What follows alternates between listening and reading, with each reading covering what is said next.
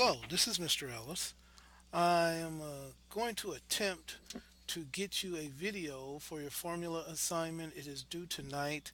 Therefore, I'm going to rush through this video to demonstrate the lecture that we had earlier today. And let's first start with,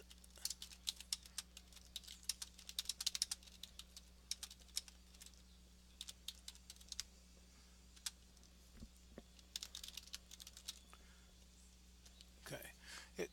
And in order to create these formulas, I gave you a document that was here. Okay. This document, we will do cube, we will do sphere, we will do cone. I'm going to do one of the most complicated one. I'm going to do sphere for you. The rest of these can be accomplished the same way. This is going to be a very short video if I can stop talking. All right, here we go. Okay. First thing I want to do is declare some variables. If you've noticed, I've declared all of my variables as double. Okay.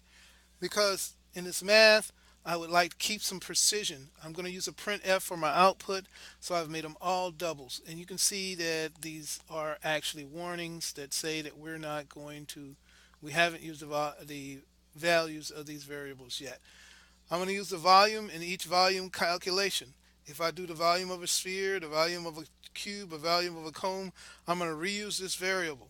Okay, and then as I reuse the variable, I will immediately output the result of the calculation. Therefore, I can wipe out any remaining calculation in there. The same with diameter. When I ask the user to enter the diameter, I will use the same variable. Base height. Half is basically what is the relationship between the radius and the diameter. Everyone at once. It's half. So I'm going to calculate half there and make this R. I should make this R, really. Let's make that R. Okay. Because R is the radius and it's going to be half of the diameter. Okay. So now that I have my variables declared, I would like to read in some information from the user. In this case, I'm going to read in a double because my diameter is double. I want to parse double, or double, wrap it, parse it, and then J option pane. I'm asking the user to enter the diameter, enter the diameter because I want to do the volume of a sphere which has the radius in it. Okay, so all I really need is the diameter.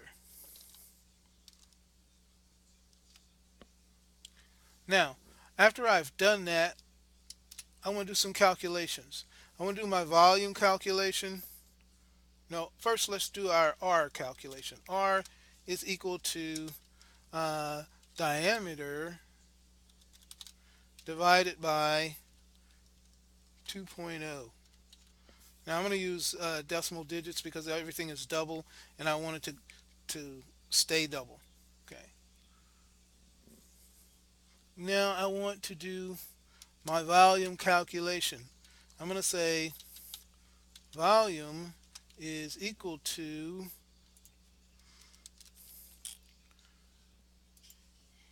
and the volume calculation is 4.0 divided by 3.0 times, and I'm going to wrap this in a times pi, which we have a constant that is in a math class. It's called math dot pi, and that's a constant that's in there. Okay, and then I'm going to multiply this because I'm wrapping this. I'm going to wrap it, and then I'm going to multiply that times my radius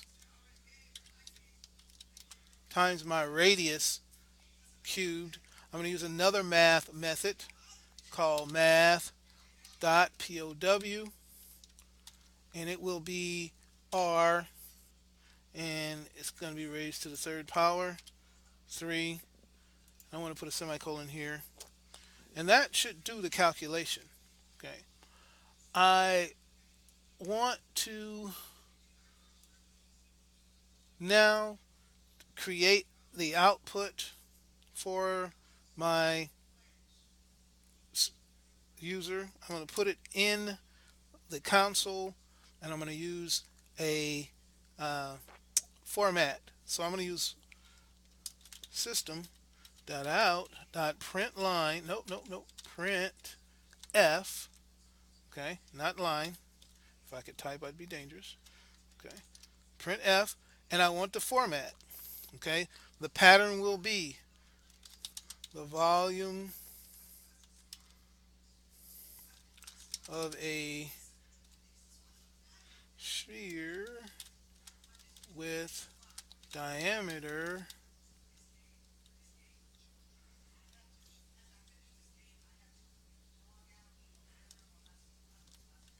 of, and right here I want to put my diameter in, and it's going, I'm going to put just to be safe, 3.2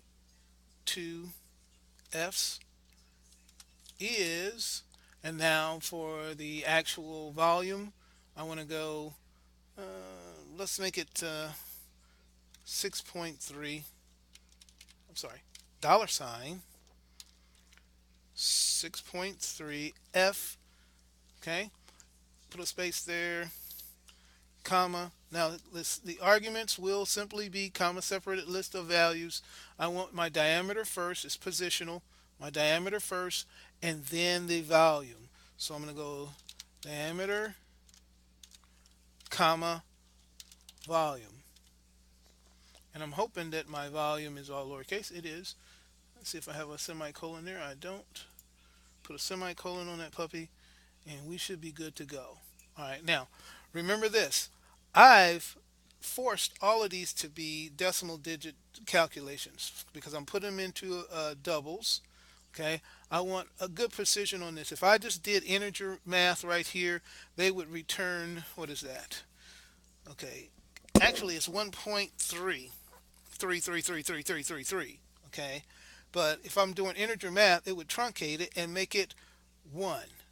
So whatever I'd get, I would always get uh, pi 3.14 times whatever this calculation the power was. Okay, so uh, an example would be if I say 20, half of 20 is 10, 10 cubed is 1,000.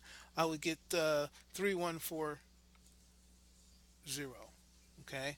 Now I'm not certain that this constant probably has some more significant digits. There it is right there.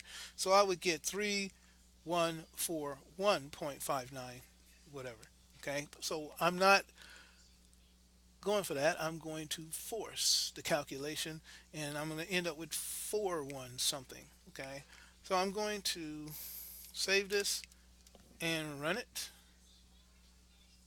It prompts me for a double. Well, it should anyway.